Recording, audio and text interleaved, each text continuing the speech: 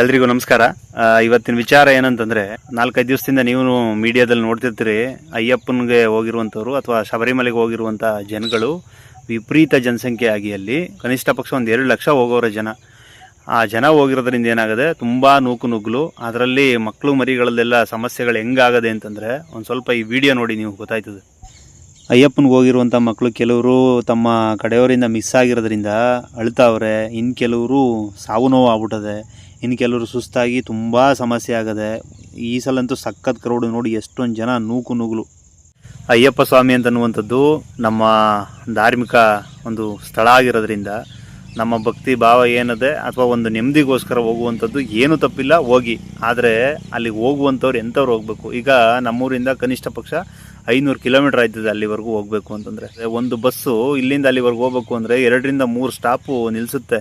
ಅಂಥದ್ರಲ್ಲಿ ನಾವು ಟ್ರಾವೆಲ್ ಮಾಡುವಂಥವ್ರಿಗೆ ಯಾವ ರೀತಿ ನಮಗೆ ಬಾಡಿಲಿ ಸಮಸ್ಯೆಗಳಾಗ್ಬೋದು, ಸುಸ್ತಾಗ್ಬೋದು. ನಮಗೆ ಪ್ರಾಬ್ಲಮ್ ಆಯ್ತದೆ ಅಂದರೆ, ನಾವು ಕರ್ಕೊಂಡು ಹೋಗುವಂಥ ಮಕ್ಕಳುಗಳು ಇನ್ನೂ ಸಣ್ಣ ಪುಟ್ಟ ಮೆಚುರಿಟಿನೂ ಇರಲ್ಲ. ಅವಕ್ಕೆ ಒಂದು 5 ವರ್ಷ, 4 ವರ್ಷ, 6 ವರ್ಷ, 8 ವರ್ಷ, 10 ವರ್ಷ ಎಲ್ಲರೂ ತಪ್ಪಿಸ್ಕೊಂಬಿಟ್ರೆ ಆಕಸ್ಮಿಕ ಶಬರಿಮಲೆಯಲ್ಲಿ ಅವಕ್ಕೆ ವಾಪಸ್ ಬರೋಕ್ಕೆ ರೂಟು ಗೊತ್ತಿರಲ್ಲ, ಅಷ್ಟು ತಿಳುವಳಿಕೆ ನಾಲೆಡ್ಜು ಇರಲ್ಲ. ಸುಮ್ಮನೆ ಅಂಧ ಭಕ್ತಿಲಿ ಆ ಮಕ್ಕಳನ್ನ ಕರ್ಕೊಂಡು ಹೋಗ್ಬಿಟ್ಟು ಏನಾದರೂ ಸಮಸ್ಯೆ ಆಯಿತು ಅಂತಂದರೆ, ಯಾಕೆ ಅಂತಂದರೆ ಮಕ್ಳಿಗೋಸ್ಕರ ನೀವೇ ಹಗಲು ರಾತ್ರಿ ಅಂತೆಲ್ಲ ದುಡಿದು ಸಂಪಾದನೆ ಮಾಡಿ ಮನೆ ನಡೆಸ್ತಿರ್ತೀರಿ. ಏನಾದರೂ ಆ ಮಕ್ಕಳಿಗೆ ಹೆಚ್ಚು ಕಮ್ಮಿ ಆಯಿತು ಅಂತಂದರೆ ಏನು ಮಾಡ್ತೀರಿ? ನಾವು ದೇವ್ರನ್ನ ಹೊಣೆ ಮಾಡೋಕ್ಕಾಗಲ್ಲ. ಯಾಕೆ ಅಂತಂದರೆ ದೇವರು ನಮಗೆ ಬುದ್ಧಿ ಅಂತ ಅನ್ನೋದನ್ನು ಕೊಟ್ಟವನೇ. ದೇವ್ರನ್ನ ನಂಬ್ತೀವಿ ಅಂತಂದಮೇಲೆ ಅವ್ನು ಕೊಟ್ಟಿರೋದನ್ನು ನಾವು ನಂಬಲೇಬೇಕು. ಸತ್ಯನಾ? ಒಂದು ಬುದ್ಧಿ ಇಟ್ಕೊಂಡು ನಾವು ಏನು ಮಾಡಬೇಕು, ಏನು ಬಿಡಬೇಕು ಅನ್ನೋ ತಿಳುವಳಿಕೆ ನಮಗಿರ್ಬೇಕು. ಈ ಸಲ ಒಂದು 5 ಜನ ಮಕ್ಕಳು ಸತ್ತವ್ರೆ ಅಂತ ಸುದ್ದಿ ಬತ್ತಿತ್ತು. ಇಲ್ಲಿವರೆಗೂ ಎಷ್ಟು ಸಂಖ್ಯೆ ಆಗೋದೇನು ಗೊತ್ತಿಲ್ಲ. ಈ ಥರ ಪ್ರಾಬ್ಲಮ್ ಆದಾಗ ನೀವು ಏನು ಮಾಡಿ ಏನು ಪ್ರಯೋಜನ? ಹಂಗಾಗಿ ನೀವು ಮಕ್ಕಳನ್ನ ಕರ್ಕೊಂಡು ಹೋಗೋದು ಬಿಟ್ಟು, ಅವಕ್ಕೆ ತಿಳುವಳಿಕೆ ಬಂದಮೇಲೆ, ಮೆಚುರಿಟಿ ಬಂದಮೇಲೆ ಎಲ್ಲೇ ಬಿಟ್ರು ನಾನು ಊರಿಗೆ ಬರ್ತೀನಿ, ಯಾರು ಇಲ್ಲದ್ರೂ ಪರವಾಗಿಲ್ಲ, ನನಗೆ ಯಾರ ಅವಶ್ಯಕತೆಯೂ ಇಲ್ಲ ಅನ್ನುವಂಥಕ್ಕೆ ಯಾವಾಗ ಬೆಳೀತಾರೆ ಆವಾಗ ಕರ್ಕೊಂಡೋಗಿ, ಇಲ್ಲ ಅಂದ್ರೆ ಕಳಿಸಿ. ಅದು ಬಿಟ್ಬಿಟ್ಟು ನಿಮ್ಮ ಜೊತೆಗೆ ಆ ಮಕ್ಕಳನ್ನೂ ಬಲಿ ಪಡೆದ್ಬಿಟ್ಟು ಮನೆ ಮಂದಿಗೆ ಯಾರು ದಿಕ್ಕಿಲ್ದಂಗೆ ಯಾಕೆ ಮಾಡ್ತೀರಿ? ಈ ಥರದ್ದು ಭಕ್ತಿ ನನಗೇನೋ ಸರಿ ಅಂತ ಅನಿಸಿಲ್ಲ.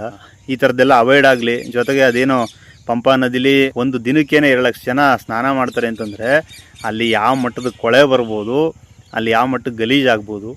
ಈ ಸಲ ಏನೋ ಆರೋಗ್ಯ ಇಲಾಖೆಯವರು ಮೆದುಳು ತಿನ್ನುವಂಥ ಒಂದು ಅಮೀಬಾ ಉಟ್ಕೊಂಡದೆ ಅಂತ ಹೇಳವ್ರೆ. ನೆಮ್ಮದಿಗೋಸ್ಕರ, ಖುಷಿಗೋಸ್ಕರ ಹೋಯ್ತೀವಿ. ಆ ನೆಮ್ಮದಿನೇ ಕೆಡಿಸುವಂಥ ಕೆಲಸಗಳು ನಾವು ಹೋದ ಕಡೆ ಆಗ್ಬಿಟ್ಟಾಗ ಯಾಕೆ ಬೇಕು ಈ ಒಂದು ಕೆಲಸ ಅಂತ ಅನಿಸ್ಬಿಡುತ್ತೆ. ನಮ್ಮ ಭಕ್ತಿ ಭಾವ ಏನೇ ಇದ್ರೂ ನಮ್ಮ ಸುರಕ್ಷತೆಗೋಸ್ಕರ ಇರಲಿ ಅಂತ ಕೇಳ್ಕೊಳ್ತಾ, ಮುಂದಿನ ಸಲ ನೀವು ಹೋಗ್ಬೇಕಾದ್ರೆ ದಯವಿಟ್ಟು ಯಾರಿದ್ದೀರಿ, ನೀವು ಮೆಚುರಿಟಿ ಇರುವಂಥವ್ರು ಮಾತ್ರ ಹೋಗಿ.